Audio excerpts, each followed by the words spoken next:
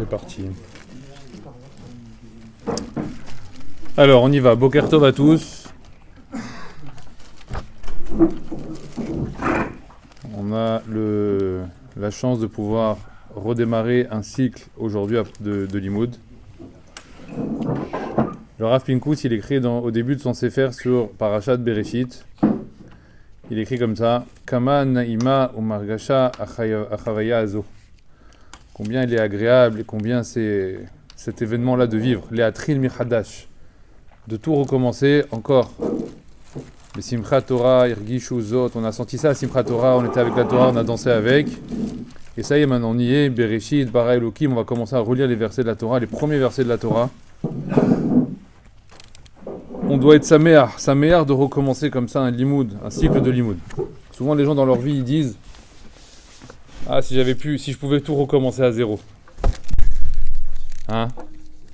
Si je pouvais changer de choix d'études, de femmes, des fois, ça, bon, ça existe, mais on peut pas.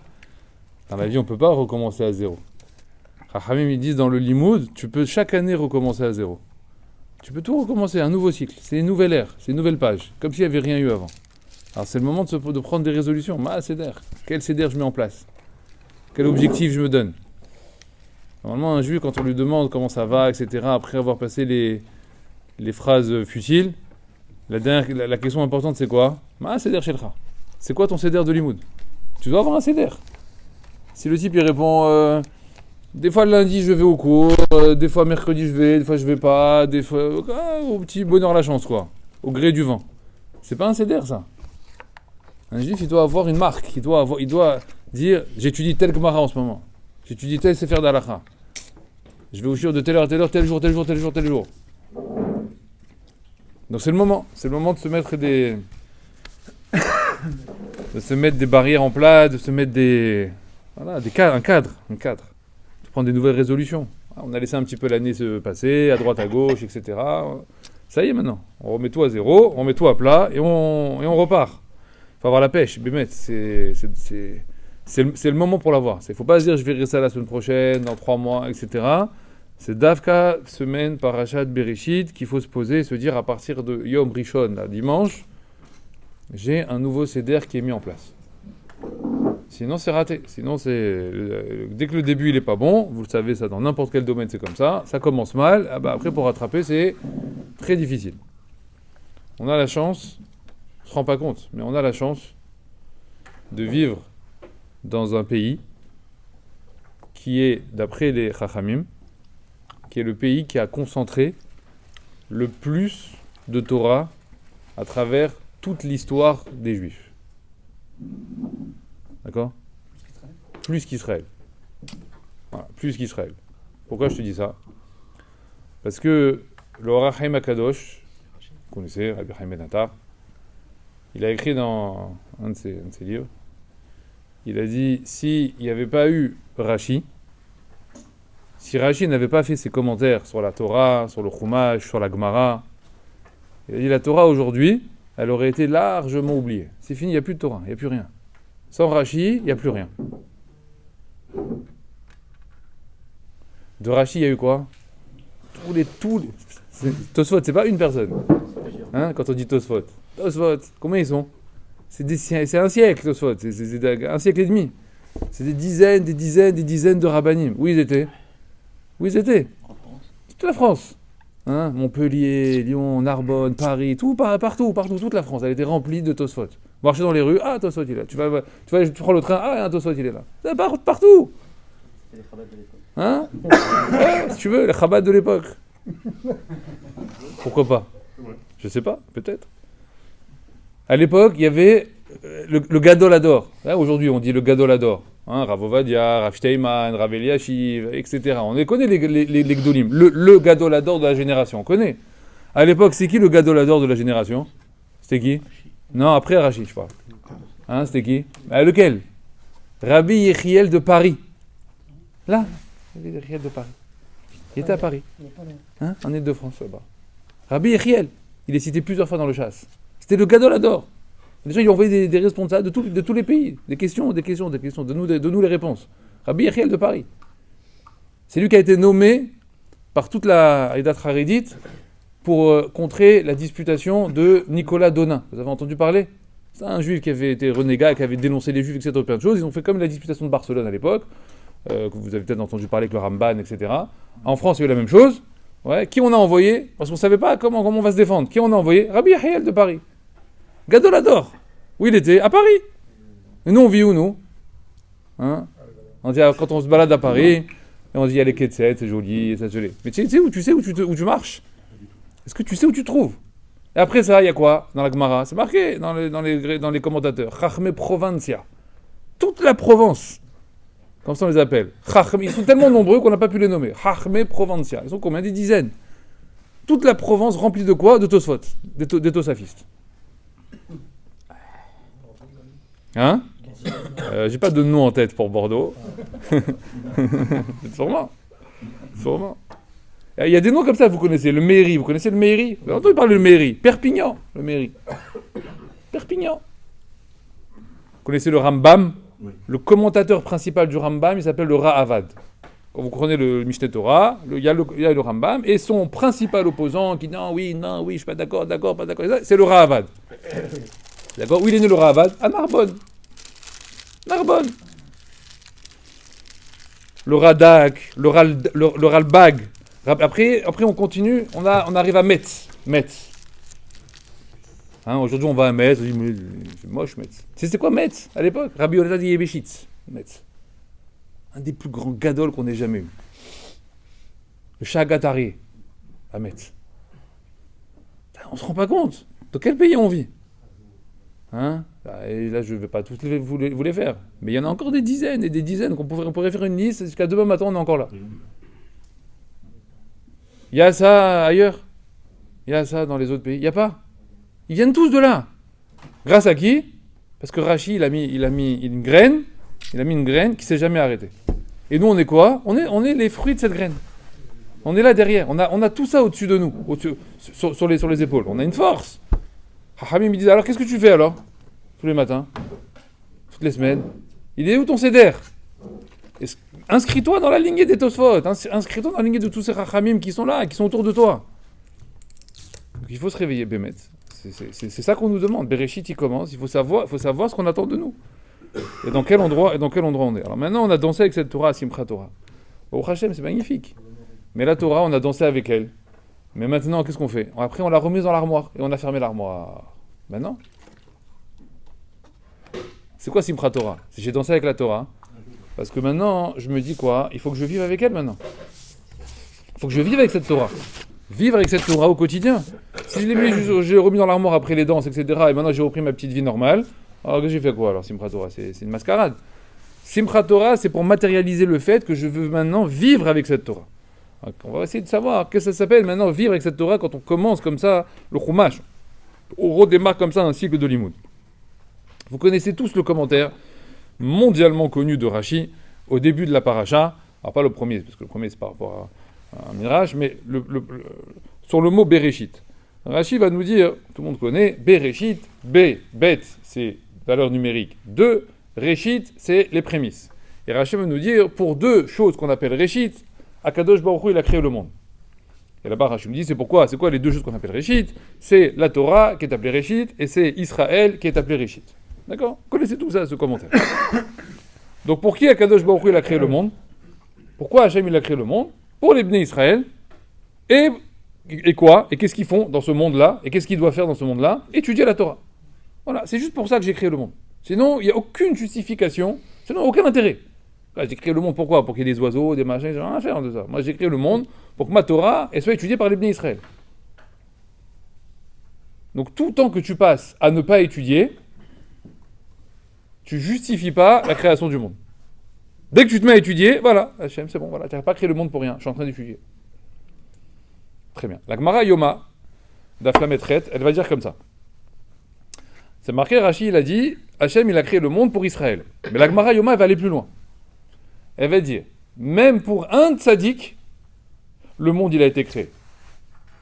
Pas pour tout Israël. Même pour un, le monde, il a été créé. Alors, qu'est-ce que ça veut dire que même pour un, le monde, il a été créé? D'où on le sait. La Gemara, elle dit, d'après Rabbi Elazar, elle dit, parce que c'est marqué au début de la Torah, Vayar Elohim et Haor Kitov. Et la Gemara, elle dit, Ve'en Tov, et à chaque fois qu'on a le mot Tov dans la Torah, à qui ça fait référence? À un tzaddik. C'est Tov, qui c'est qui est bon aux yeux d'Hachem? Qu'est-ce qui a le mérite de s'appeler Tov? C'est qui? C'est un tzaddik. Tzaddik, il est Tov. Vayar Elohim et Haor Kitov. Il est bon. Chachamim ils disent, mais de quel tzaddik la Torah elle parle? Elle parle d'un tzaddik qui a Or Kitov, qui est comparable à Or, qui est comparable à la lumière. Chachamim ils demandent, ils disent, pourquoi il y a des tzaddik pas Or? On peut être tzaddik pas Or et tzaddik Or, ça veut dire il y a des tzaddik lumière et des tzaddik pas lumière. La Torah elle était claire. Vayar Elohim et Or Kitov. Alors ça veut dire quoi? De quel tzaddik la Torah elle parle? Chachamim, ils regardent. Quand Hachem il a créé le monde, c'est marqué, il a dit que la lumière elle était bonne. Mais qu'est-ce qu'il a fait immédiatement après? Vayavdel haor min hachosher. Il a tout de suite séparé la lumière de l'obscurité. D'accord? Il a fait une séparation entre les deux. Il y a l'obscurité et la lumière sont deux choses qui ne peuvent pas cohabiter ensemble. Qu'est-ce qu'il va nous apprendre à Kadosh Baruch Hu à ce moment-là? Ça veut dire comme ça. Il dit Rav Pinkus que si maintenant quelqu'un il se met à étudier la Torah, pourquoi? Pour se rapprocher de la madriga de tzaddik. Il veut devenir un tzaddik. Mais il va devoir d'abord se cachériser lui-même, avant d'essayer d'étudier la Torah, pour devenir qu'on appelle un bet kiboul. Bet kiboul, ça veut dire un réceptacle. Un réceptacle convenable pour que cette Torah, il puisse l'étudier et la conserver. Parce que si tu as un panier percé, un panier percé dans lequel tu vas mettre de l'eau, qu'est-ce qui va se passer? Ça sert à rien. Tu perds ton temps en réalité. Donc si maintenant l'individu, lui, il remplit de Torah, mais il n'a pas arrangé le keli, il n'a pas arrangé le réceptacle, qu'est-ce qu'elle va faire cette Torah? Où elle va partir? Ça sert à rien, tu perds ton temps en fait en réalité, c'est du Pitouzman. Alors il demande à Rav Pinkus, alors comment on fait pour être un réceptacle, pour être un keli kasher pour la Torah? Comment on peut devenir un keli kasher pour que la Torah, elle se maintienne à l'intérieur? Alors il dit Rav Pinkus, il n'y a pas 36 solutions, il n'y en a qu'une seule. C'est un travail permanent, constant, inlassable, sur quoi? Sur les midot. Sur le comportement. Si tes midot ne sont pas metoukan, ne sont pas arrangés, tu peux mettre toute la Torah que tu veux à l'intérieur, il n'y a rien qui reste. Il n'y a rien qui restera. Il dit quoi? Vayar Elohim et Haor Kitov. De quel Tov on parle? De quel tzaddik on parle? De celui qui est comme une lumière. C'est qui est comme une lumière? Que quand on le voit aller de l'extérieur, il a un comportement qui illumine les autres. C'est-à-dire que rien que par sa démarche, rien que par ses paroles, rien que par ses gestes, rien que par ses midot, sa vie de tous les jours. On voit le tzaddik. Hachem il dit, celui-là il est Tov. Celui-là je vais l'appeler vraiment tzaddik. Mais quelqu'un qui est gonflé de Torah, qui est rempli de connaissances, mais qui n'a pas une lumière qui rejaillit à l'extérieur, il n'y a rien. On voit, il se comporte mal, il parle mal, il répond mal. Hachem il dit, celui-là, c'est Chocher. C'est un tzaddik, c'est un Tov Chocher. Voilà, c'est un tzaddik qui est dans l'obscurité. Hachem il dit, on ne peut pas être comme ça. On ne peut pas être Or et Chocher. Vayavdel et à Or ve Chocher. J'ai fait une séparation nette entre les deux. Il faut que tu choisisses. T'es ou là, ou là. Qu'est-ce qui va déterminer la lumière et l'obscurité? C'est ton comportement. Nous, on croit que ce qui détermine lumière et obscurité, c'est je suis un ben Torah ou je suis pas un ben Torah. J'étudie la Torah ou j'étudie pas la Torah. Ça n'a rien à voir. C'est pas ça qui va faire de toi quelqu'un qui illumine les autres. Quelqu'un qui illumine le monde dans lequel tu vis, c'est uniquement si ton comportement il est en adéquation avec la Torah que tu étudies. Ce qui veut dire qu'il dit Rav Pinkus, il est impossible qu'aujourd'hui, on démarre Bereshit et qu'on ne se soit pas mis dans la tête quel livre de Midot va être le livre qui va m'accompagner toute l'année. Quel est le livre de Moussar qui va m'accompagner toute l'année? Parce que là, je vous ai dit au début, il faut qu'un homme il se mette un CDR de Limoud. Alors vous avez tous pensé, au moment où j'ai dit ça, ouais c'est vrai, je vais mettre un CDR de Gemara, je vais mettre un CDR de Halacha, je vais mettre un CDR... Tu n'as rien compris ce que j'ai dit en fait. Le CDR de Limoud que tu vas mettre en premier, c'est que tu vas réfléchir et tu vas trouver ton livre de Moussar de chevet. Ton livre de Midot de chevet. Un juif qui n'a pas un livre de Midot de référence, qu'il étudie tous les jours. Tous les jours. Je répète, tous les jours. Pas lundi oui, mardi non, mercredi peut-être, jeudi je sais pas, vendredi j'ai raté, je rattraperai vendredi de jeudi, etc. Ça marche pas ça. Ça marche pas. Ça, fais-le avec la halakha si tu veux. Ça, fais-le avec la gemara si tu veux. Ouais. Le moussar, les midot, le comportement, c'est kol yom vayom. Tous les jours. Et lesquels tu nous conseilles? Il y en a au moins une vingtaine, une trentaine qui existent. D'accord? Chacun pourra après venir me voir si vous voulez. Je peux vous donner des conseils, des exemples de livres qui sont nécessaires. Je parle pour les hommes et pour les dames. Hein. C'est la même chose. D'accord? Les dames qui croient qu'elles n'ont pas non plus de livres à lire, etc., plutôt que des romans de je sais pas quoi. Ouais. Il faut un livre de chevet qui soit métaken son comportement. Pourquoi tu cries? Pourquoi tu t'énerves? Pourquoi tu es nerveux? Pourquoi ceci? Pourquoi cela? Pourquoi lui, quand il t'a dit ça, ben, tu l'as mal pris? Pourquoi tu es susceptible? Pourquoi tu es orgueilleux? Pourquoi tu demandes du kavod, etc. Mais tu n'arriveras pas à ranger tout ça. Tu n'arriveras pas à ranger tout ça sans un support. On est jeté dans la fosse au lion. Le monde de tous les jours, c'est un monde terrible. Au travail, à la maison, avec les enfants, avec les copains, avec les parents, avec les beaux-parents. C'est sans arrêt en réalité. Et on joue sur quoi sans arrêt? On joue pas pour savoir si tu sais c'est quoi Borer ou pour savoir si c'est quoi Otsa. On n'en a rien à faire de ça. Tu comprends qu'Hachem, il n'en a rien à faire de ça. Pourquoi? Parce que de toute façon, Otsa'a, déjà, il y a 1 milliard de choses sur un pied. Tu finiras jamais dans toute ta vie, tu finiras pas. Voilà. Rien qu'une Melacha de Shabbat, tu la finiras pas dans toute ta vie. Donc, de toute façon, tu seras jamais baki dans Otsa'a. Laisse tomber. Alors, tu dis ce que tu peux. Alors, sur quoi je t'attends, moi, Hachem? Je t'attends sur quand quelqu'un il te fait un affront, que tu apprennes à le taire. C'est tout. C'est là-bas que je t'attends. C'est là-bas le terrain. Alors, nous, non, on gonfle, et on met dans le sac, Mais le sac, il est percé. Et après, on se demande, je comprends pas, hein. Je me suis mis un CDR, j'ai un limoud, etc. Mais je vois pas de changement. Bah ouais, c'est normal. Bah ouais, tu veux pas changer. Mais c'est un leurre en fait, vous comprenez? On essaie de, comment dire, on essaie de noyer le poisson. Alors on a une bonne attitude, c'est bien, on veut étudier la Torah, etc. Magnifique. Mais on se trompe d'objectif en réalité. Donc le but c'est pas d'accumuler des dabim de Gemara pour rien, ou des simanim de halacha, etc. C'est d'abord et avant tout de savoir si tous les jours je suis messoudar au niveau de mes midot. Et d'ailleurs, je vais vous le ramener ici dans les mots parce que si je vous le dis à l'oral c'est pas drôle. Au début du Shulchan Aruch, c'est marqué dans le Mishnah Brura. Je vous lis ce qu'il dit le Mishnah Brura.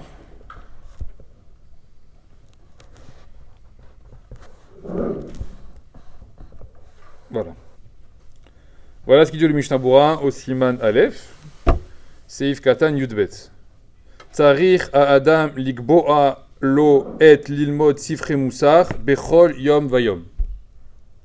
C'est bien? L'homme doit étudier, doit se mettre un temps, se fixer un temps d'étude de livres de Moussar, Bechol Yom Vayom. Mazé? Tous les jours. Chaque jour. Im Me'at, Im Arbe, un peu, beaucoup, ce que tu veux, mais, Aïkar c'est quoi? Bechol Yom Vayom. Alors vous allez me dire, mais j'ai d'autres choses moi, avec Mara, Mishnah, Halacha, etc. J'ai pas le temps. T'as pas le temps? Le Sharat Tzioun, comment ça s'appelle? Chavetz Chaim, il a rajouté quelque chose dans Sharat Tzioun.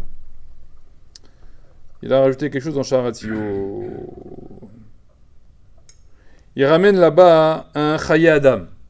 Un possé avec le Chaye Adam. Il a dit, j'ai vu le Chaye Adam, voilà ce qu'il a écrit. Katav, que l'imoud ha-moussar, yoter chiyuv, mi-limoud ha-mishnah. Pas important. Yoter chiyuv. Vas-y, chiyuv. Hein? Obligatoire. Pas important. Il n'a pas dit yoter chashuv. Yoter chiyuv. On a un chiyuv de limoud. Oui ou non? On a un chiyuv de limoud. Tu dois étudier tous les jours. Ah, c'est quoi comment ça s'appelle? Les priorités. C'est quoi les priorités? Yoter chiyuv, moussar. J'ai que 10 minutes, Moussar. J'ai un choix là, j'ai 1 heure devant moi, Moussar ou Halacha? Moussar. Dès que tu as une stira entre Moussar et quelque chose, c'est quoi qui gagne? Moussar. Tout le temps. Tout le temps, devant tout. Hein. Tu prends tous tout ce que tu veux. Tous les sujets de Torah. Qu'est-ce qui gagne toujours? Moussar. Donc je vous invite véritablement à vous poser la question. Et de savoir quel sera le livre qui va vous accompagner. Je vous ferai une interro la semaine prochaine, vous me direz la peine.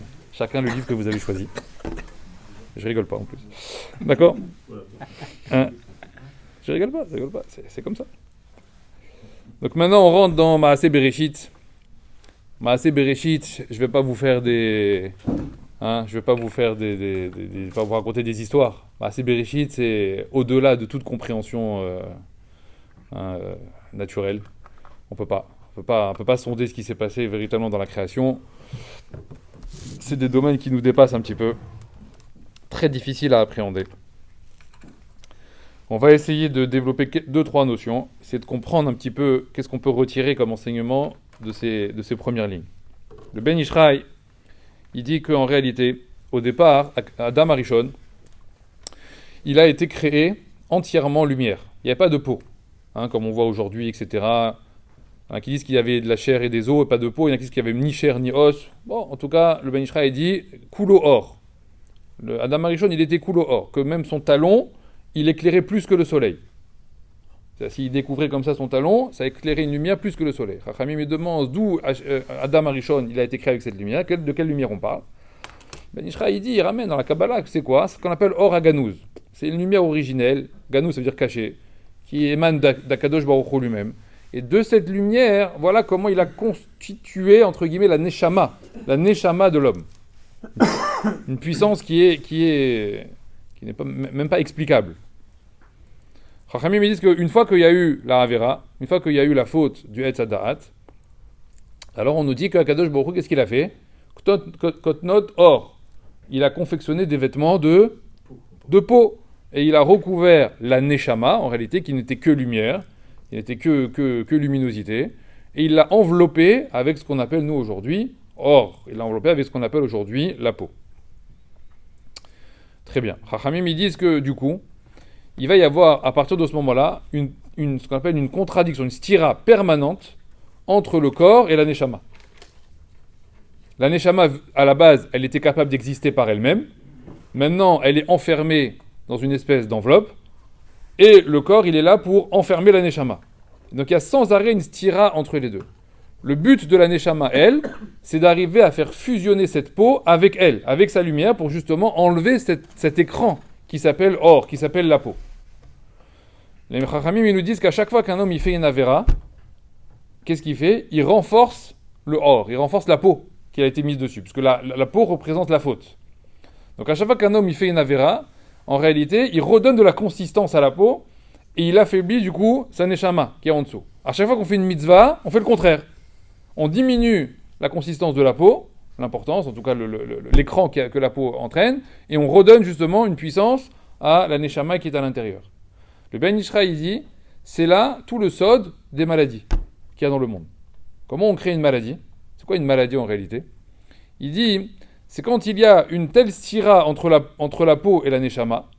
Il dit là-bas, il se crée un halal, il se crée un espace entre les deux. Il n'y a pas de fusion corps et neshama. Il se crée un espace entre les deux. Dans cet espace, il dit là-bas, le Ben Ishraï va s'insérer quoi? Des mazikines, des mauvais anges. Ils se mettent à l'intérieur ici. Ils se trouvent un espace pour se positionner. Et dans cet espace-là, qu'est-ce qu'ils font? Ils créent des maladies. À l'estomac, au ventre, aux organes, aux pieds, machin, etc. Il dit c'est comme ça que les maladies, elles se créent. Si maintenant l'homme, il arrive à faire une fusion totale entre corps et neshama, en machala. Il n'y a plus de maladie possible pour cette personne. C'est-à-dire qu'il est entièrement lumière. Aucune maladie ne peut l'atteindre. C'est le niveau qu'a atteint par exemple Moshe Rabbeinu. Quand il est descendu du Har Sinaï, on nous dit quoi? Keren or panav. Personne ne pouvait plus le regarder dans le visage. Pourquoi? Parce que la lumière sortait de son visage. Ce que ça veut dire cette phrase-là, Keren or panav, ça veut dire qu'il avait atteint un tel niveau au niveau de sa neshama que la peau qui faisait écran n'existait plus. Il était redevenu un élément qui n'était que neshama.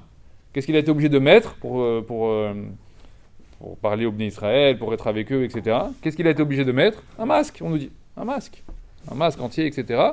Parce que sinon, il éblouissait tous les gens qui étaient autour de lui. Il y en a un autre comme ça, on nous dit, qui a atteint ce niveau-là.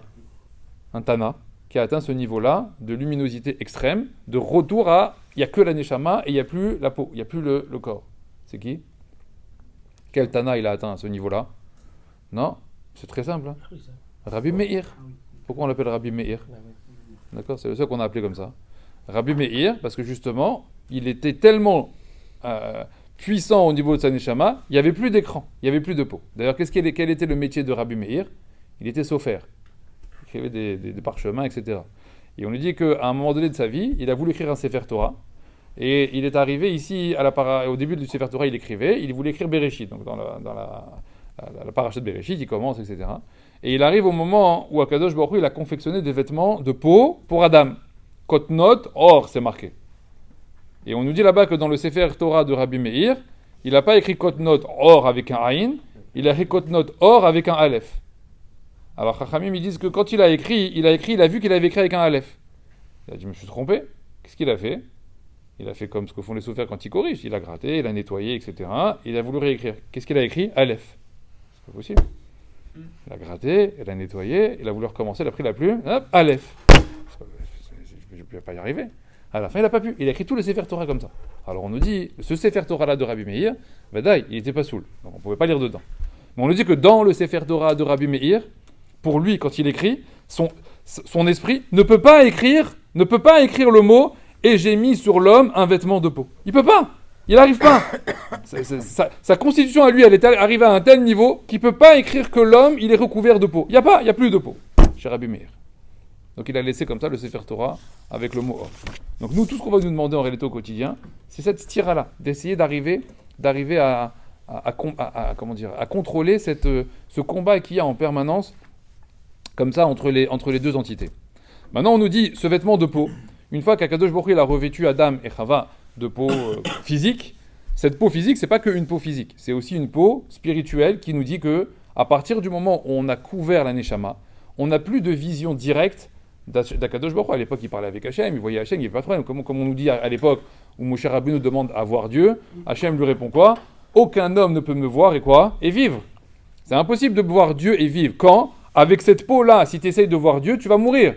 Mais Adam Arishon, avant la faute, qui n'était que lumière, il n'y a aucun problème. On peut parler avec Hachem, on était avec lui, etc. C'était comme deux entités. Il y a un midrash qui dit que Adam et Chava pensaient au départ qu'ils étaient des dieux. Parce qu'il n'y avait pas trop on voyait pas trop de différence entre Adam et Akadosh Baruch Hu. Très bien. Maintenant, on nous dit que quand on met le vêtement de peau, le vêtement de or, alors ça nous rend quelque peu aveugles. Aveugles de la présence divine. C'est tous nos sfekot qu'on a aujourd'hui. D'accord, est-ce que Dieu existe, est-ce que Dieu n'existe pas, etc. D'où ça vient ça? Parce que comme la Neshama, elle est enfermée, elle ne peut pas s'exprimer totalement. Alors Kadosh Baruch Hu, il a tout enveloppé. C'est pour ça que, par exemple, à cause de cette peau, on a dit on est rendu aveugle. Comment on appelle un aveugle dans la Torah? Comment on appelle? Il y a un autre mot. Hein? Le matin, quand on dit à Kadosh Baruch Hu, il ouvre les yeux des aveugles, comment on dit? Hein? D'accord, ivrim, ça c'est au pluriel. Comment on dit au singulier? Hiver, c'est quoi hiver? C'est or, c'est une peau. D'accord, c'est les mêmes mots que or. Pourquoi? La peau. Voilà, tu vois, les panneaux de lumière. La peau, c'est quoi la peau? La peau, elle rend aveugle en réalité. D'accord? L'écran qu'on a, le fait qu'on n'arrive pas à trouver Dieu, c'est justement parce qu'Akadosh Baruch Hu, il a mis cette peau-là à l'intérieur. Maintenant, on nous dit, d'où Hachem il a confectionné cette peau? D'où elle vient cette peau-là qu'on a, cette peau physique? D'où ça vient? C'est marqué Hachem, il les a mis kotnot or. C'est quoi kotnot or? À partir de quoi? C'est fait à partir de quoi? Hein? Pas la terre, Adama. Adama, c'était avant déjà. C'était comment on avait été créé. Mais là, la peau, après, c'est un nouvel élément. On nous dit kotnot or. Hachem, il a fait de la peau. Hein, la vigne, c'est des vêtements qu'il a donnés. Ou on a qui la fille, etc. Bon, bref, d'accord. Mais la peau, on ne sait pas à partir de quoi c'est fait. Écoutez le Midrash qui dit. Le Midrash, il dit la peau de l'homme, elle a été faite à partir de la peau du serpent. Qu'est-ce qu'il a fait Hachem après la faute du serpent? C'est marqué là-bas, il lui a coupé les pattes, les pieds, etc. Et il l'a fait comme les serpents, on les voit aujourd'hui, qui sont une représentation c'est pas comme ça, mais en tout cas, c'est une représentation. C'est que le serpent, il a un yann qu'il change de peau. Il va muer, il change de peau, sa peau se renouvelle, etc. Hachem, il l'a décidé à ce moment-là. La souffrance du serpent. Le serpent, il éprouve une souffrance extrême au moment du changement de peau. C'est marqué qu'Hachem, il a fait, dans le Midrash, c'est marqué qu'Hachem, il a fait que l'homme, il n'ait pas la perception auditive du cri du serpent au moment où il change de peau. Pourquoi il dit le Midrash? Parce que si l'homme, il entendait le cri du serpent au moment où il change de peau, il mourrait sur place. Tellement la souffrance du serpent, elle est forte au moment où il change de peau, qui sont tikkun, justement, d'avoir fait fauter Adam et Chava. Hachem, qu'est-ce qu'il a fait au départ de la création? Il a fait muer le serpent, il a récupéré cette peau, et où est-ce qu'il l'a mis? Il nous l'a collé au visage. C'est toute la peau qu'on a aujourd'hui. À partir du Nachash Akadmon. Le Midrash va continuer en disant Une fois qu'il a fait ça, Hachem, qu'est-ce qu'il a fait? Il a pris toute la création, il a pris à chaque fois un gramme, un micron de chaque élément de la création, et il l'a mis à l'intérieur de la constitution de la peau. Le Midrash dit que dans la peau, il y a quoi? Il y a une petite parcelle de galaxies, de roches, d'eau, de minéraux, de fer, de trucs, de ponts, etc. Chacun, même de chaque animal, c'est marqué. La fourmi, le chat, le truc, etc. Chacun, il a donné une petite micro-parcelle de lui pour se mettre où? Sur la peau de l'homme. Donc c'est quoi la peau de l'homme? Ça représente toute la matérialité. Et c'est tout ce qu'on doit combattre, nous, aujourd'hui. En fait, elle est où, cette matérialité? Elle est sur nous, en permanence. Le Ben Ishraï Rabben encore, il dit comme ça, au nom du Pirkei de Rabbi Eliezer. C'est marqué qu'à l'époque, qui était le roi des animaux? C'était le serpent. C'était lui le patron en réalité. Le Nahash HaKadmon, c'était lui le patron des animaux. C'est pas le lion, comme après. Qu'est-ce qu'il avait de particulier, ce serpent? C'est le seul qui avait l'autorisation de rentrer au Gan Eden. Tous les autres animaux, ils étaient en dehors du Gan Eden. À l'intérieur du Gan Eden, c'était qui le patron c'était qui le serviteur, Mechila, de Adam et Chava? C'était le serpent. Il leur amenait des trucs à manger, etc. C'était le shamash de Adam et Chava. Comment il était ce serpent? Alors, marqué dans le Pirkei de Rabbi Eliezer, il se tenait debout, déjà, d'accord? Au moins, il a raglav, pas comme on croit aujourd'hui comme ça. Il se tenait mamash debout. Le texte, il dit là-bas, appliqué des Rabbi Eliezer, Dmuto kemin gamal. Il avait un visage qui ressemblait au visage d'un chameau. Imagine debout comme ça, visage d'un chameau. Pareil, je vous dis tout ça, on ne sait pas ce que ça veut dire, Bichad. Mais on nous dit là-bas dans le texte qu'il était comment, le serpent? Il était haroum. Mazé haroum. Hein? Il était rusé. Ça veut dire quoi? Il était rusé. Hein? Dis-moi. Ça veut dire quoi? Il était rusé. Hein? Mais on est au début de la création. C'est à Kolémet, tout est magnifique. D'où il est rusé? Il n'a pas de libre arbitre. Hein? Il n'a pas de libre arbitre, il ne peut pas décider telle chose. Ouais, il est créé comme Adam et Chava, il est créé normalement au même niveau. D'où le serpent, il est haroum? Il a vu les... Qu'est-ce qu'il a vu? Il a vu Adam et Chava en train d'avoir un rapport. Et pourquoi ça l'aurait rendu rusé? Parce qu'il a trouvé toute une stratégie pour pouvoir... Ben comment? D'où il a cette réflexion-là? Pourquoi il n'est pas tamim? Pourquoi il n'est pas tam? Pourquoi il n'est pas simplé? Pourquoi il n'est pas exécutant? C'est normal. D'où il développe comme ça une idée de je vais faire un plan et je vais tuer lui? C'est comme ça qu'il dit là-bas dans le Mirage. Il a voulu trouver un plan pour tuer Adam, garder Chava. Mais attends, il faut avoir une conscience de quoi? De ce qui est permis, interdit, du bien, du mal, etc. Il faut avoir conscience de ça pour arriver à cette réflexion-là. Il a déjà mangé de l'arbre. Puis de Rabbi Eliezer, il dit il a mangé le premier, lui, de l'arbre. Pas Chava. D'abord, lui, il a mangé. Il a développé cette conscience du Da'at Tov Vera, vers Nachash ou Harum. Et le texte nous dit mais le serpent, il était rusé. Pourquoi tu me dis ça? Parce que le serpent, lui, à la différence de tous les animaux du jardin, ou de l'extérieur du Gan, etc., lui, il avait déjà mangé le Etz Hadat. Donc il avait déjà développé ce système-là. Il y a le bien, il y a le mal, etc. Donc maintenant, je vais pouvoir fomenter un plan contre Adam et Chava. Il était autorisé De quoi? à le... Pas du tout. Non, il était Pas du tout, il a mangé comme ça. Un peu comme Chava, il s'est fait avoir. Au début, il a mangé, et maintenant, après, il est devenu... il y a un truc maintenant. Ah oui. Hein? Pourquoi il n'a pas fini de dire? Il n'y a pas marqué dans le texte qu'il a dit au serpent, tu auras l'interdiction de manger le fruit. C'est Adam et Chava qu'il a dit. Ouais, ça s'adresse à tous, non? Adam et Chava. Il a pris Adam, Chava, il les a mis au milieu du jardin, et il leur a dit explicitement à eux, vous ne mangerez pas le fruit de vous, enfin, il y a marqué, vous mangerez de tous les fruits du jardin, mais celui-là, vous ne le mangerez pas. À qui l'interdit a été donné? À Adam et Chava. D'ailleurs, quand il va punir le serpent Hachem, c'est pas marqué qu'il va le punir d'avoir mangé le fruit. Il va le punir d'avoir quoi? D'avoir fait manger à Chava. Donner à manger à Chava. Parce qu'elle avait l'interdit de manger le Etz Hadat. En tout cas, la ruse du serpent, elle vient que lui, il avait déjà consommé ce fruit. Mais jusqu'à présent, à ce stade, en tout cas, à ce stade-là, le serpent, il n'a pas encore assez de poids pour essayer de faire chuter Adam et Chava. Parce qu'Adam et Chava, comme je vous l'ai dit, c'est des êtres suprêmes. Ils sont largement au-dessus du serpent. Donc comment le serpent, il va réussir à combattre ces deux-là? Il lui faut une aide. D'accord? Il lui faut une aide. Il ne peut pas faire ça tout seul. Alors, le Pirkei de Rabbi Eliezer, il va nous apprendre quelque chose d'incroyable. Il va nous dire, dans les cieux, il y avait des anges. Hachem, il avait créé des anges dans les cieux aussi, hein, des malachim, etc. Et il nous demande, le Pirkei de Rabbi Eliezer, qui était le chef des anges. Il y a des anges, il y a des niveaux, et il y a le patron des anges, celui qui est le préposé aux anges. C'était qui celui-là, le préposé aux anges? Hein? Non, c'était Samaël, l'ange des saves. Enfin, qui deviendra plus tard l'ange des saves. Enfin, qui était déjà l'ange des saves, en tout cas, ça n'était pas là encore. D'accord? Donc c'était Samaël, qui était le patron des malachim. C'est le big boss, quoi. D'accord? C'est marqué là-bas, Samaël, Asar Agadol Sheba Shamaim. C'était le plus grand des princes qui était dans les cieux. Le Midrash il continue en lui disant, tous les séraphim, tous les anges, Akadosh Baruch Hu leur avait fait 6 ailes, d'accord, au niveau de la constitution, et lui, Samaël, il en avait combien? 12. Donc tout le monde le voyait comme ça, arriver avec ses 12 ailes, tout le monde s'inclinait devant Samaël.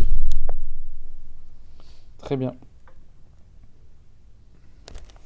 Maintenant, c'est marqué que cet ange-là, il est venu se plaindre à Hachem. De quoi? Que maintenant Hachem, quand il avait créé les anges, les malachim pensaient que Hachem n'avait Dieu que pour eux. C'est un beau jeu de mots, non? Mais ils se sont rendus compte que Hachem, il avait créé un autre être qui s'appelle Adam. Et ils comprennent que pour Hachem, toute la création n'a d'intérêt que pour Adam. Alors les anges, ils sont partis voir, mais c'est qui ce Adam? Donc Samaël, il est parti voir. Qui c'est celui-là qui est, entre guillemets, le prince Ba'aretz? Moi, je suis le prince Bashamaim. D'où il va prendre ma place, celui-là? Ba'aretz. Normalement, c'est moi le patron. Donc il va voir Adam Arishon. Qu'est-ce qu'il le voit? Il ne le voit rien faire, Birla. Il est là-bas, il mange, il boit des trucs, des machins, il est au Gan Eden, des tentes, etc. Il est fou, celui-là. C'est ça, il fait rien. Il n'y a rien, il fait rien. Ni il chante Hachem, ni il fait des louanges. Il fait toute la journée. Les louanges, les machins, et les chants, et les malachim. Lui, qu'est-ce qu'il fait? Il est assis en dessous d'un arbre. Il attend que ça se passe. C'est quoi cette blague? Donc c'est marqué, il dit le Midrash ici.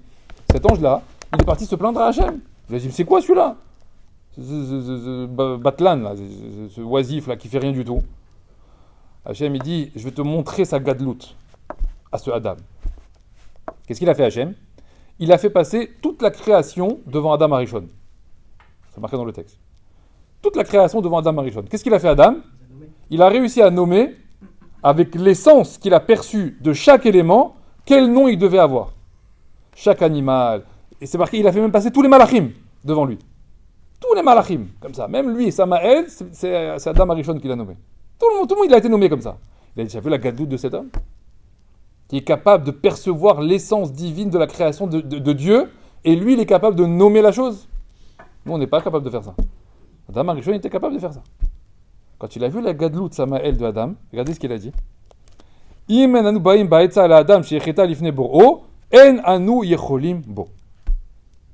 Si on ne trouve pas un moyen de faire fauter Adam, on ne pourra plus rien contre lui. Il va nous combattre. Il va nous gagner. Alors qu'est-ce qu'il faut faire? Il faut le faire fauter. Qui en voulait Adam Arishon? Samaël. Seulement Samaël, il est où? Il est Bashamaim. Il ne peut pas intervenir comme ça sur terre. Il y a quoi? Parce que tu veux, non? Toi, tu es Bashamaim, lui, il est Ba'aretz. Alors Samaël, il cherche. Et le Midrash, il dit, il cherche. Et il cherche quoi? Il cherche un allié. Il cherche quelqu'un pour s'allier, hein, une petite alliance, pour casser Adam Arishon. Et il dit le Pirkei de Rabbi Eliezer, Velo matza chacham le'ara ken nachash. Et il n'a pas trouvé plus chacham pour faire le mal que le nachash.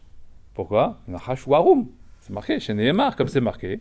Ve'a nachash aya arum mikol hayat asade. Et le serpent était le plus rusé parmi tous les animaux du champ. Donc on a Samaël dans les cieux qui veut fracasser Adam Arishon. Et on a le Nahash en bas, hein, qui est déjà devenu Arum au point de vouloir faire le mal à Adam Arishon.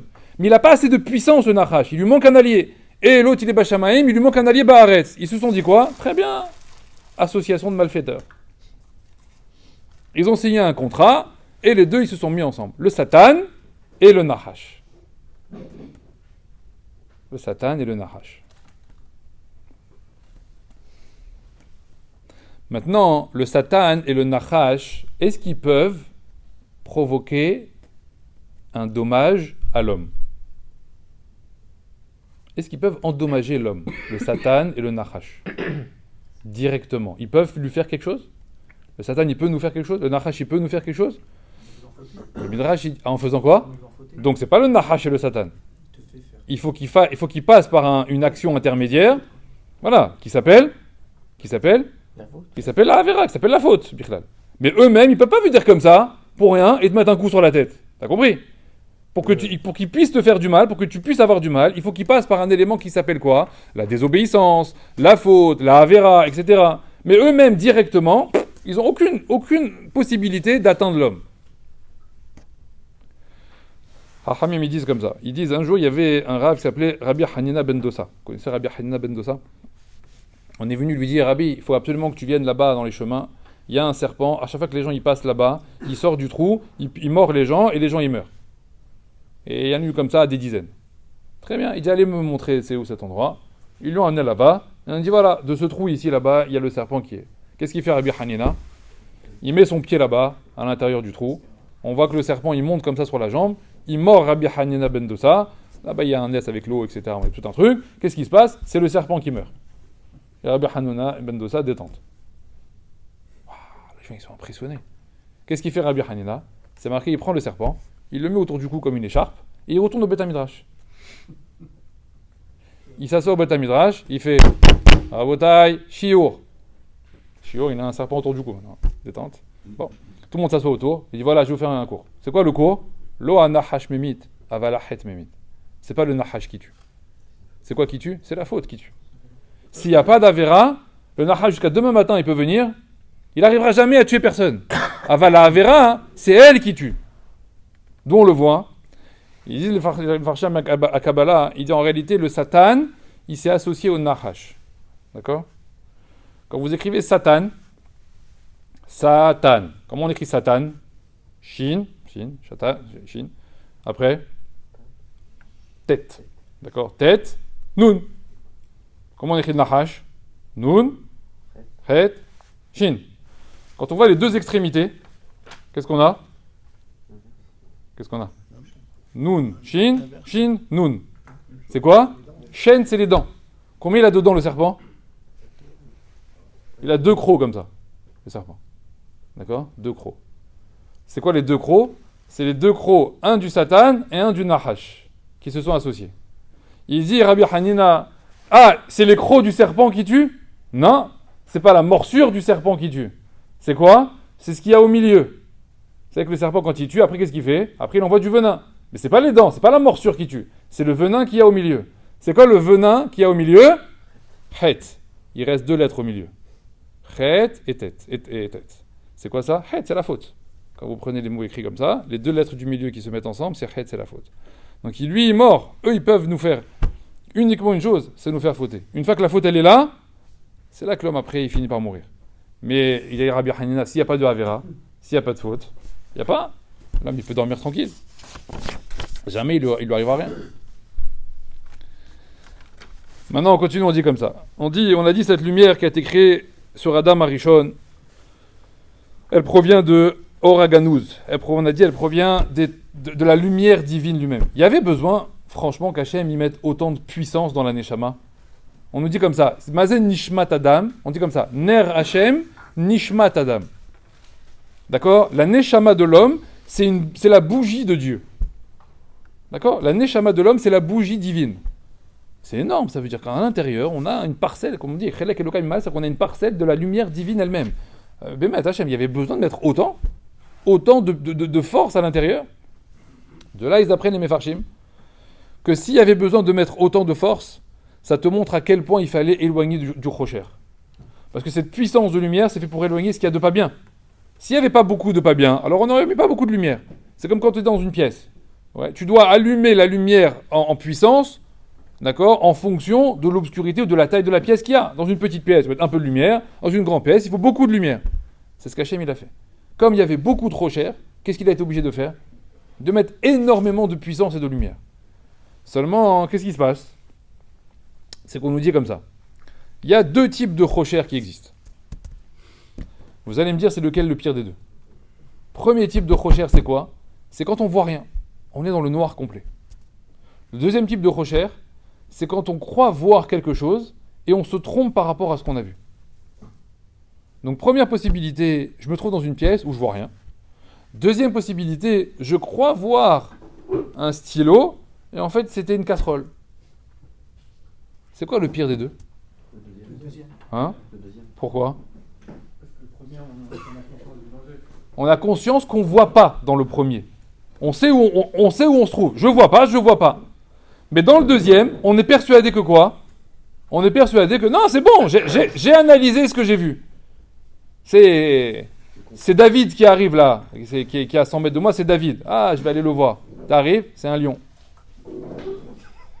Non, c'était pas David. Raté quoi, tu vas te faire dévorer. C'est embêtant, non? Vous rigolez, mais en fait, nous, on vit comme ça.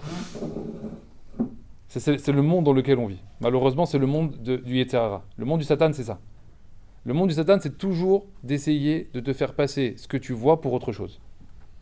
Le bien, il va te transformer en mal. Le mal, il va te transformer en bien. Le grand en petit, le petit en grand. C'est ce qu'on appelle le monde du dimion, le monde de l'imaginaire. Il te fait croire des choses, il te fait croire que tu as entendu quelque chose, croire que tu as vu quelque chose. Et si tu n'as pas assez d'humilité, alors tu plonges dedans et tu te fais avoir. Et des fois, hein, tu es devant une évidence. Il y a des choses évidentes que tu vois devant toi. Tu vois que ça marche pas. Il faut que tu t'arrêtes. Non, tu continues. On raconte à l'époque du Nar la ville de Yéricho. Yehoshua bin Nun, après avoir conquis Yéricho, qu'est-ce qu'il a dit? Il a dit interdiction de reconstruire la ville. Il a fait une klala il a fait pour celui qui s'avisera un jour de reconstruire Yéricho. Pourquoi il ne fallait pas reconstruire cette ville? D'ailleurs, elle s'appelle comment? Yéricho. Chachamim disent pourquoi elle s'appelle Yéricho? C'est Milachon Yareach. Yareach, c'est la lune. D'accord? Pourquoi? Parce que c'était une ville Ovdé Avodazara, le plus pourri qui pouvait exister par rapport à la lune. Ils avaient une avoda de folie. D'accord? Que la lune c'était un dieu, machin, etc. C'est pour ça qu'il fallait commencer par Yéricho quand on a détruit Eretz Israël, quand on a conquis Eretz Israël. D'accord? Il fallait tourner 7 fois autour de la ville, etc. Par rapport à tout ce que vous connaissez aux murailles. Pourquoi on a commencé par cette ville-là de Dafka? C'était la ville de Avodazara qui émanait d'elle toutes les Avodazara du monde. Donc il fallait commencer Birchal par elle. Une fois qu'il a détruit, Yehusha il a dit il faut qu'elle reste en friche, cette ville. Il faut que ça reste un désert. Interdiction. Et je fais une klala à celui qui reconstruira la ville de Yéricho. Il y a un petit malin dans le Nar qui s'appelle Riel. Il a dit, qu'est-ce qu'il raconte Yoshua? C'est magnifique cette plaine. C'est beau, il y a des roches, machin, etc. Qu'est-ce qu'il a fait? Il a amené des ouvriers. Il a commencé à construire la ville. Allez, toi, mets ça, mets ça. Il a commencé à faire le maître d'œuvre. Qu'est-ce qui lui est arrivé? Hein? Au bout de quelques mois, son premier enfant, il meurt. Qu'est-ce qu'il fait Riel? Il continue. Ah, ça va, un enfant, ça arrive. Bon, ça arrive. Qu'est-ce qu'il y a quelques semaines plus tard? Il perd le deuxième. Qu'est-ce qu'il fait Riel? Il continue. Qu'est-ce qu'il fait après? Il a perdu tous ses enfants comme ça. Toute sa famille, tout le monde est mort. Quand tu vas voir Riel, tu dis Riel, tu n'as pas l'impression que c'est à cause de la klala de Yehoshua, là, ce qui t'arrive? Bémet, regarde le Nar. Qu'est-ce qu'il dit Riel? Pas du tout. Quel rapport? Mais aucun rapport. Non, c'est une coïncidence. Rien à voir. C'est deux choses qui n'ont rien à voir. Il y a la klala de Yehoshua, et bon, ça, c'est la vie, quoi. C'est la vie, ça peut arriver. Mais tu as un grain dans la tête. Tu vois pas que ce qui t'arrive, c'est bidouk en rapport avec ce que tu es en train de faire. Et nous, on fait ça tous les jours. Chachamim dit, ça s'appelle comment ça? C'est le Yetzer Hara, qui te fait croire des choses. Il te fait croire que tout va bien, alors que tout va pas bien. Et tu t'inventes. Non, mais ça va, ce que je fais, c'est bien, ça va aller. Mais qu'est-ce que ça va aller? Il y a un obstacle devant toi, il y a un mur devant toi, tu es en train de te planter. Non, et tu vas sortir des arguments. Et un argument sur un autre argument, et sur un autre argument, et tu vas justifier, et tu t'enfonces, en fait. Tu creuses, mais tu t'arrêtes pas. Ça, c'est l'homme aujourd'hui. Ça, c'est nous, en fait, en réalité. Jusqu'à où tu peux aller? Jusqu'où tu peux aller dans ça? Tu peux aller jusqu'à renier Akadosh Baruch Hu, alors qu'il y a une évidence devant toi qu'il existe. Qui a réussi à faire ça? Caïn. Caïn, c'est un mystère. Chez Chachamim, quand ils étudient Caïn, c'est un mystère. Caïn, c'est un mystère. On ne sait pas qu'est-ce qui lui est passé par la tête. Pourquoi? Parce que Caïn, on voit dans le texte qu'il parle avec Dieu. Oui ou non? Vayomer Elohim le Caïn. Même quand il a fait le Korban, etc. On voit qu'Hachem, il lui parle à Dieu. Dieu, il lui parle à Caïn. Hein, les pétards hatatrovets, etc. Fais attention, ressaisis-toi, la faute est tapie à ta porte, etc. Donc on voit qu'il y a une discussion entre Elohim, entre Dieu et Caïn. Oui ou non? Et on nous dit dans le Midrash que Caïn, il a été capable de dire à un moment donné, quoi? Lo din velo dayan. Dans ce monde, il n'existe ni jugement, ni juge. Mais tu lui parles tous les jours au juge. Comment tu fais une chose pareille? C'est comme si tu vas au tribunal. Tu vas au tribunal, ouais. Tu arrives au tribunal. Tu as le juge devant toi. Et tu arrives comme ça, tu dis, monsieur, je voudrais vous dire quelque chose. Oui, qu'est-ce qu'il y a? Pour votre défense, qu'est-ce que vous avez? Il n'existe ni tribunal, ni juge, ni rien. Voilà, ni justice. Ça n'existe pas. D'ailleurs, vous, là, madame, vous n'existez pas. Qu'est-ce qu'elle va te faire, la juge? Elle va appeler l'asile direct. Elle dit, il faut, je suis là. Je suis devant lui. Il est en train de me parler en plus. Même pas qu'il m'ignore. Même pas qu'il m'a pas vu. Il me parle. Il me dit, j'existe pas. Il a un grain, celui-là. Mais nous, on fait ça. Toute la journée, on fait ça. Peut-être Hachem, il m'a pas vu. Hachem, il me dit, c'est pas parce que toi, tu le vois pas que lui, il te voit pas. Nous, on a inversé le système. Comme on le voit pas, alors lui il nous voit pas. Seulement, il nous dit le Shulchan Aruch, premier siman du Shulchan Aruch, le Rama. Il a bien cerné en réalité notre problème. Et le Rama, il nous dit tout de suite au départ, voilà, je vais te donner mon premier conseil, hein, pour bien commencer l'année. Je vais te donner mon premier conseil. Et il dit comme ça, Sheviti Hashem et Negdit Amin. Tu dois considérer qu'Akadosh Baruch Hu, il est toujours sans arrêt devant toi. Klal Gadol Batorah. C'est le plus grand principe de la Torah qui doit t'accompagner tous les jours. Que quoi? Olchim lifne Elokim. Tu marches sans arrêt avec Akadosh Baruch Hu. En yeshiva ta adam utnuota ve'asakav ve'u levado beveto. Il n'existe aucun endroit où tu es assis, où tu te balades, dans ta maison, où tu vas, où tu te déplaces, où tu marches, ve'u levado, et tu es seul. Ça n'existe pas. Ça n'existe pas, tu comprends ça? Ça n'existe pas un homme seul. Ou lifne meler gadol. Il est sans arrêt devant le roi, le grand roi. Il est sans arrêt devant Hachem. Comment tu peux venir me dire maintenant, non, Dieu il me voit pas, Dieu il sait pas que j'ai fait ça. Mais comment tu rigoles ou quoi? Il est là en permanence. Et après tu vas dire quoi? Tu vas faire des bêtises. Et après tu vas dire, comment il dit dans la suite, qu'un homme il est voilà, im yisater yishve mislarim, manilo erenu neum Hashem. Il dit quoi? Un homme il va se trouver dans des pièces, dans des recoins, et il va dire, non, Hashem il me voit pas. Non, il m'a pas vu. Mais tu rigoles ou quoi? Il faut qu'on prenne conscience de ça. C'est que tu es en train de te mentir à toi-même. Qui te fait faire ça? Le Yetzer Hara. Si tu voyais rien, alors tu dirais je vois rien. Mais là, le problème, c'est que tu crois voir des choses. Alors tu t'es inventé des arguments. Mais seulement le Satan, il est tellement fort que il te fait perdre le fil. Alors le Sichot Moussar, il nous dit comme ça. Il dit que si maintenant un homme, il n'a pas conscience du rocher qu'il a à l'intérieur, du mauvais qu'on avait dit au départ, du mauvais comportement qui est englué chez lui, des mauvaises midotes, des mauvaises ashkafot même, même des courants de pensée, des façons de penser. Je vous arrête sur n'importe quel sujet. Qu'est-ce que tu penses de la vie? Qu'est-ce que tu penses de la mort? Qu'est-ce que tu penses de l'argent? Qu'est-ce que tu penses de plein de sujets, qui sont des sujets même de société. Il faut que tu aies la capacité de répondre avec une ashkafa comment? Yehudite. Je pense que moi... Mais c'est quoi je pense? Tu penses, on t'a pas demandé de penser. On t'a demandé d'intégrer ce que la Torah, elle va penser de ce sujet. On t'a pas demandé de donner ton avis à toi. Toi, ton avis, de toute façon, il sera faux. Donc ça sert à rien d'essayer de le donner. Les gens sont là à la radio, à la télé sans arrêt, et moi je pense que... Ils commencent leur phrase comme ça. Je pense que... Mais qu'est-ce que tu penses, toi? T'as la tête percée, t'es un alcoolique et un fumeur de cannabis. Qu'est-ce que tu veux chez moi? Je pense que... Tu penses quoi? Tais-toi plutôt, Birlal. Tu me casses la tête, tu me casses les oreilles avec je pense. La Torah pense. La Torah dit. Mais c'est ton avis à toi? Je sais pas, moi, c'est l'avis de la Torah. Si c'est l'avis de la Torah, alors c'est Emet. C'est tout, c'est ça la Hashkafa. La Hashkafa, c'est arriver à pénétrer son cerveau, d'accord, des éléments, comment il faut penser. Dans toutes les situations, donc dans n'importe quelle situation, même des conflictuelles, etc., les gens vont toujours commencer leur phrase avec « Non, mais moi, je pense que dans cette situation, il faut faire ça. » Mais c'est quoi ça, je pense que on devrait faire ça? Qui t'a demandé de penser? Ça sort d'où, ce conseil que tu es en train de me donner? Il sort d'où? De ta tête? Je sais pas, mon équipe sort de ta tête. Il faut une ashkafa yehudite, ça se travaille. Ça se travaille en lisant des livres, avec des textes, des chachamim, etc. Des sifres, comme je vous l'ai dit, des sifrés Moussa. C'est comme ça que tu vas, comment dire, comment on dit, hein? Non, pas intégrer. Tu vas fabriquer, façonner en réalité une manière de répondre, une manière de réfléchir. Donc le Sirot Moussar, il dit comme ça, si maintenant tu fais pas cet effort de retirer le rat qui est à l'intérieur, qui est en fait tout le temps présent, et c'est lui qui te fait parler. Parce que même quand tu parles dans une situation conflictuelle, quand tu veux donner ton avis, en réalité, qui c'est qui parle? C'est ton orgueil, ton ego, ton kavod. C'est ça qui parle. C'est rien d'autre. Donc toi, tu crois que tu as eu des idées? Non, c'est un principe, qui sont de principe, j'ai bien analysé la situation, c'est comme ça qu'il faut analyser la situation. Mais à l'intérieur de ton analyse, c'est bourré de midot raot. Tu n'as analysé la situation qu'avec tes midot raot. Que comme ça. Il n'y a que ça qui a parlé.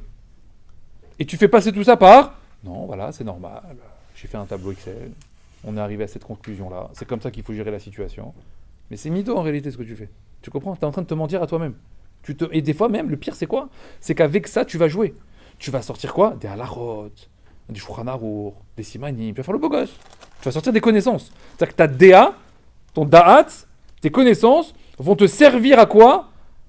À appuyer, justifier tes pensées comment, qui sont basées sur quoi? Sur des midot raot. Tu as vu un peu le délire que tu as créé? Donc où ça commence d'abord? D'abord c'est midot tovot. D'abord fais table rase sur tes midot. D'abord sois quelqu'un de chafel, quelqu'un qui pardonne, quelqu'un qui comprend les autres, qui joue les casse-routes, etc.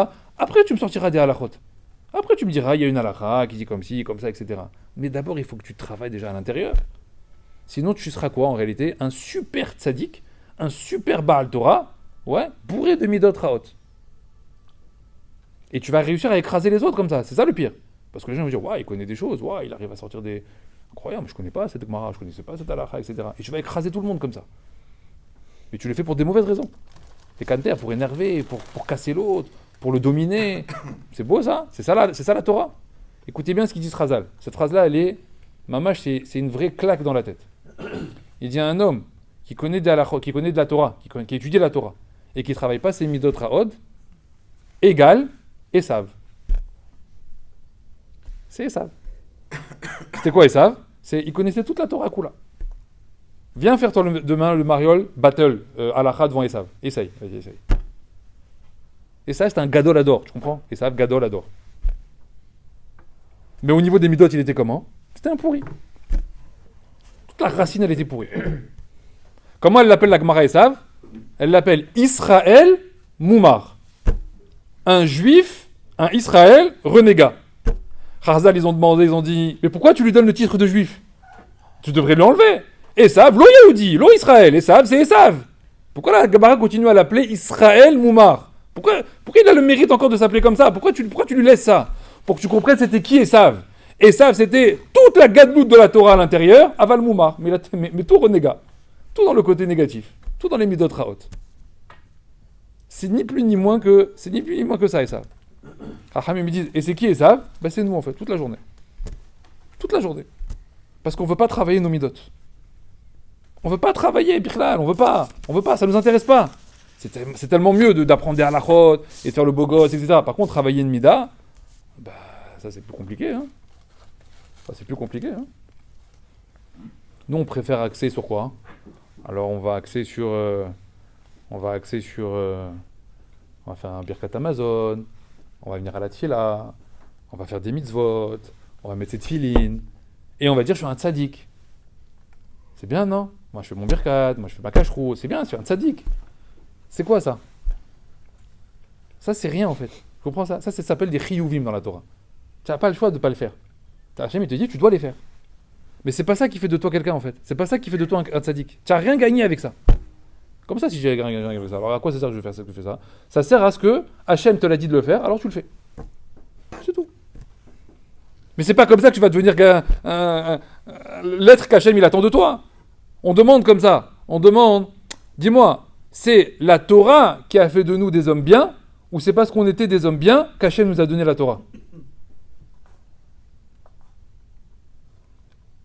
Réponse? Hein? La Torah nous bonifie. C'est la Torah qui nous bonifie? C'est faux. C'est l'inverse. D'où on le sait? On dit, comment Hachem il a choisi de donner la Torah à Israël? C'est parce qu'il a regardé d'abord comment ils se sont comportés, Abraham, Yitzhak, Yaakov, etc. Comment? Sans Torah. J'aurais rien donné. Comment ils se comportent? Qu'est-ce qu'on nous raconte dans Bereshit? Tout le comportement des Havot. Le Hesed, etc. Avec sa femme, avec les enfants, etc. On voit que ça. Quand Hachem il a vu que le comportement, les midot, elles étaient bonnes, bah harbanou. Alors il a choisi le Ham Israël pour donner la Torah. Pourquoi? Parce que l'essentiel d'un homme, c'est quoi? C'est son comportement. C'est comme ça qu'il va déterminer si la Torah, elle veut bien véritablement être ce qu'on appelle là-bas mahazikimba. Elle veut bien se maintenir, contenir à l'intérieur. Mais pour que le contenu il tienne dans un contenant, il faut que le contenant il soit pas percé. Il ne faut pas mettre des trous partout. D'accord? On va finir sur ça. Chachamim ils disent que la force du Yetzer Hara, je vous l'ai dit tout à l'heure, c'est de détourner en réalité toutes les priorités en se focalisant sur nos midot. Ce qui veut dire qu'il va faire comme ça. À chaque fois que le Yetzer Hara il veut nous attaquer, il va utiliser une midara qu'on a. D'accord? La peur, l'angoisse, l'orgueil, le kavod, etc. Il joue sur ça, et après il nous fait tomber. Jamais le Yetzer Hara il va venir te dire, c'est ce que la Gemara a dit. Jamais le Yetzer Hara il va venir te dire, viens et fais Avodazara. Fais une Avera. Viens et fais comme ça. Non, viens et tue celui-là. Jamais il fait ça, le Yetzer Hara. Tuer, c'est la conséquence de quoi? C'est la conséquence qu'il a mis le seum à l'intérieur de toi. De quoi? De quoi? De kavod, d'orgueil, de colère, etc. Ça, il a mis en toi. Il a travaillé sur ça. Toi, tu n'as pas fait le boulot inverse d'essayer de calmer ça. Et ça a fini par quoi? Je suis devenu un meurtrier. Toi, tu vas dire, ah, le Yetzer Hara m'a fait que j'ai tué quelqu'un. Non. Tuer quelqu'un, c'est toi. Le Yetzer Hara, lui, sur quoi il a joué? Sur tes midot.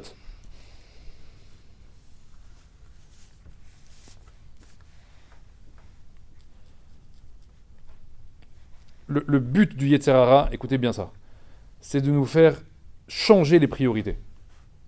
De ne plus avoir de perception de savoir qu'est-ce qui est le Ikar et qu'est-ce qui est le Tafel. Tu arrives dans une salle, on t'offre des tables, des chaises, des livres, du Limud Torah. Ça, c'est Olam Hanitri, c'est le monde éternel qu'on te propose.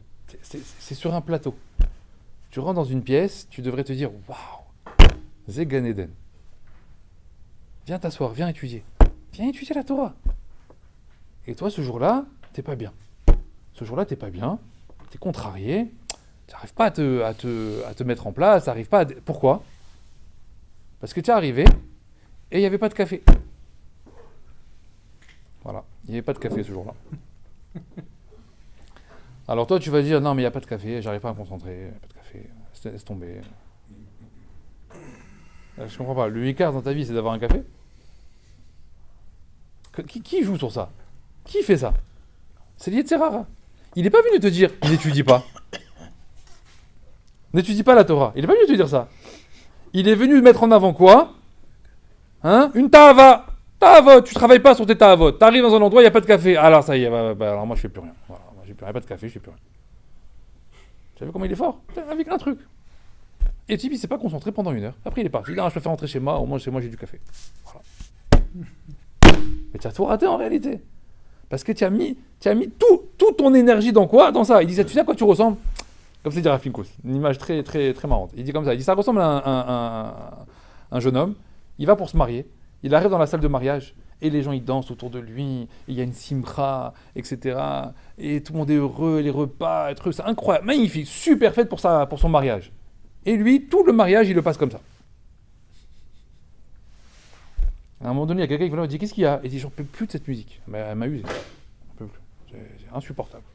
Voilà, rien qu'à Ikar, c'est qu'ils arrêtent la musique. Quoi. Il dit, mais c'est ta Hatouna. C'est ton mariage. Tu veux pas profiter un peu? Il va s'arrêter le mariage. Dans 2 heures, il est terminé le mariage. Je vais pas rester toute la soirée comme ça. Non. Tant qu'ils n'arrêtent pas la musique, je reste comme ça. C'est-à-dire qu'il suffit qu'il y ait un élément qui te dérange, qui joue sur ta personne, sur ton confort, etc. Ah, c'est fini. Ah, il n'y a plus personne. C'est quoi ça? Ça, c'est le Yetzer Hara qui te transforme du bois en fer, ou du fer en bois. Il t'a inversé la marmite.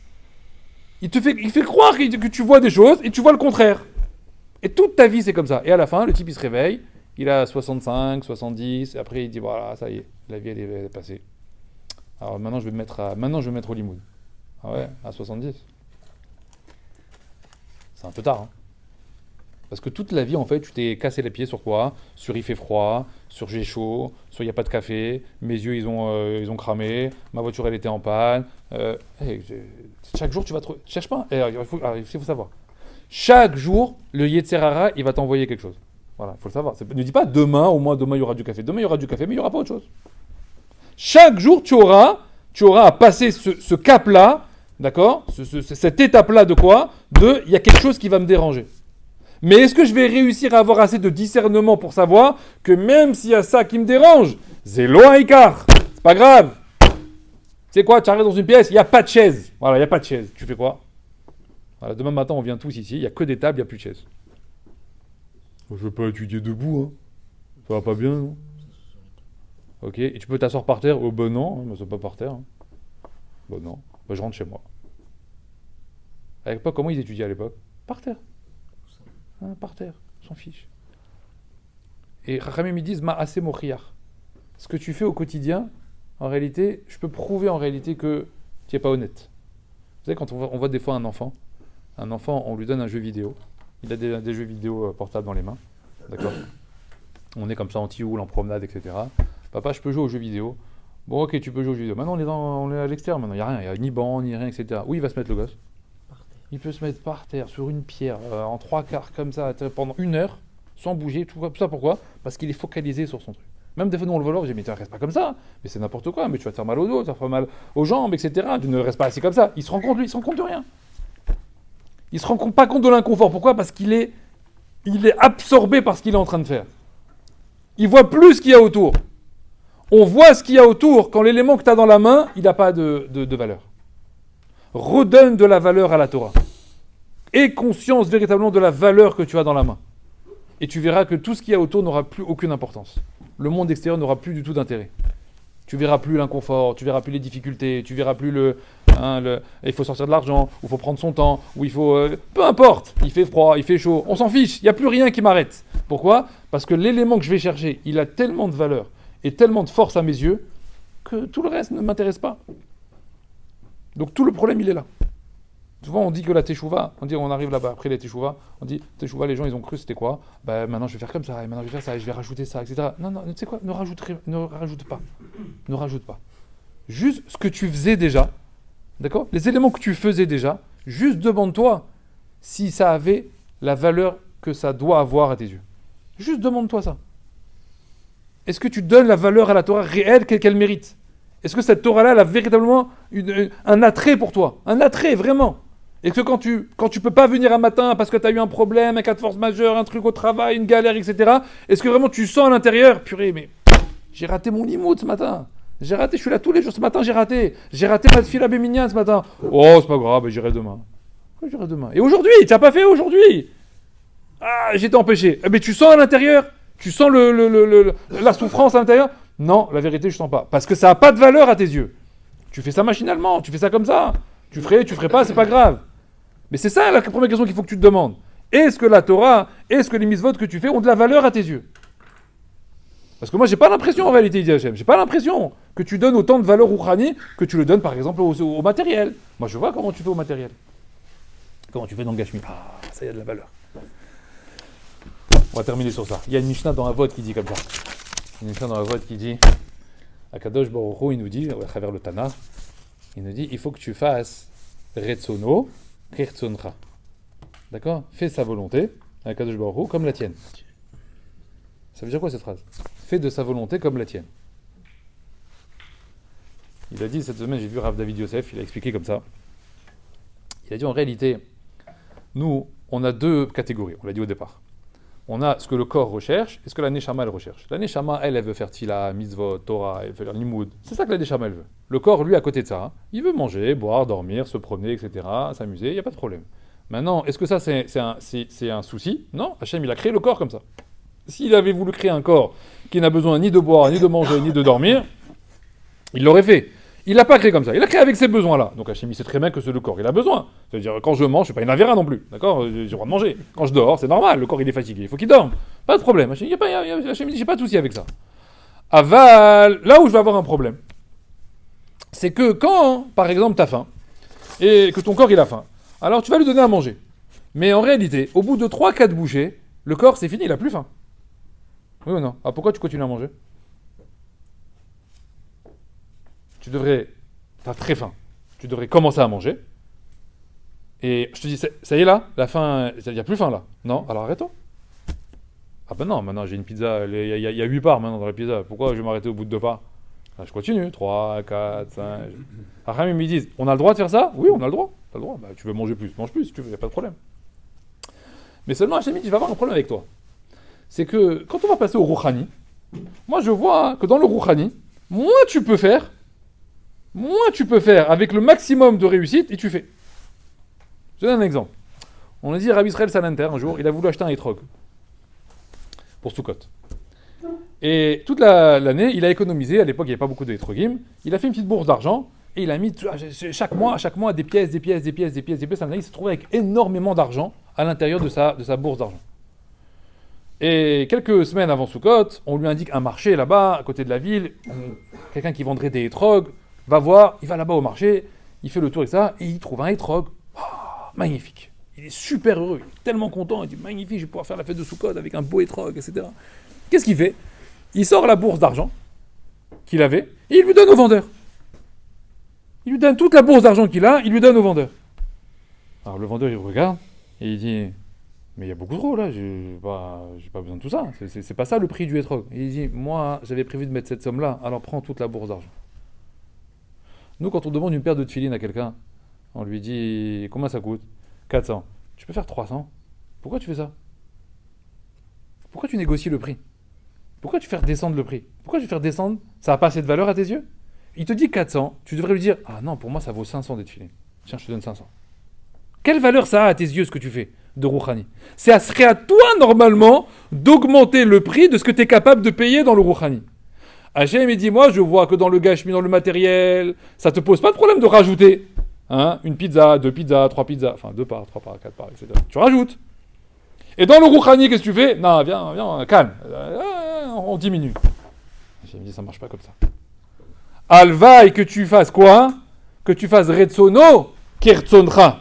Il dit Rav David Yosef. Ça veut dire quoi? Quand c'est pour toi, Kirtsoncha, tu as une certaine échelle de valeur, tu as une certaine échelle d'activité, de volonté, de ce que tu es capable de faire. Ça, c'est Retsoncha. Hachem dit, fais au moins que quand c'est Retsono, quand c'est ce que moi je demande pour moi, ça soit au moins au même niveau. Que tu me mettes au moins les deux sur le même palier. Mais pas quand c'est pour moi, tu fais le moins d'efforts possible, et quand c'est pour toi, ah ouais, alors là, tu es incapable de marcher 3 km pour aller trouver un resto cachère. Mais t'es capable de marcher 3 km pour aller prier Bémignan? T'as vu, j'ai marché Hachem 3 km pour manger cachère. T'as vu Hachem? Quel avoda j'ai fait? Mais c'est pour manger. Je crois que je suis bête ou quoi? Parce que t'avais faim, c'est tout. Tu voulais manger. Mais moi je t'ai vu là-bas quand t'étais en vacances, il fallait marcher 1h15 pour aller à la chôle. Qu'est-ce que t'as dit? Ah, c'est trop loin. Pas tour. Pas tour, mais là-dessus là. C'est des rabanan après tout. Ça va, des rabanan, je peux prier chez moi. Ah, ça va. J'ai pas fait une avéra. Mais pourquoi là-bas tu marches 1,5 km et là tu veux pas? J'ai mis Alvaï que tu te poses des questions, que quand c'est Retsono et Retsonra, ça doit être au moins, il dit même pas plus, au moins au même niveau. Ce qui veut dire en réalité, qu'est-ce qu'on apprend de là? Que ce sont tes ma'asim qui prouvent en réalité la valeur que tu donnes aux choses. Moi, Hachem dit, je vois la valeur que pour le matériel il a pour toi. Je suis pas en train de te demander que ce matériel-là n'ait pas de valeur. Il a de la valeur pour toi, c'est bien, toi, quoi la cavote, magnifique. L'argent a de la valeur pour toi, ta maison a de la valeur pour toi, ta voiture, ton travail, tout ce que... Un baya, j'ai pas de problème. Mais je veux au moins que l'échelle de valeur que tu t'es mis dans le matériel, tu mettes au moins le même échelle de valeur que tu le mettes dans la Torah et les mitzvot. Alors Alva, et qu'on comprenne que le limud à Torah, c'est pas une chose comme ça, aura des pâquerettes. C'est là où on doit investir le maximum de force, le maximum d'énergie. Ne pas laisser au Satan la possibilité, un pétard, une seule ouverture de faire croire que la Torah c'est accessoire et qu'on peut le faire quand on a le temps, quand on peut. Et Hachem il est Rahman, il sera content. Hachem il est content. De toute façon, il est content. Hachem il est toujours content. Alva, c'est que je fasse un petit peu. C'est vrai qu'Hachem il est Rahman et qu'il dit, il voit les galères que tu as, etc. au quotidien. Mais il voit aussi tous les moments de batlanout que tu fais toute la journée, de bitoulzman où tu fais rien du tout. D'accord? Et il voit que tu le consacres pas à lui. Tu le consacres à rigoler, machin, blaguer, te balader, etc. Non, montre-lui que le Icar, c'est la Torah. Montre-lui que quand tu quittes une salle de limoud, tu as la sub de quitter. Quand tu fermes ton livre, tu le fermes difficilement. T'as pas envie de le fermer. Ah, tu dois aller travailler. C'est comme ça, c'est la clara d'Adam Arishon. Mais t'as pas envie d'aller travailler. T'as pas envie de te séparer de lui. T'as pas envie de courir. C'est marqué les Bnei Israël, l'erreur qu'ils ont fait au Har Sinaï.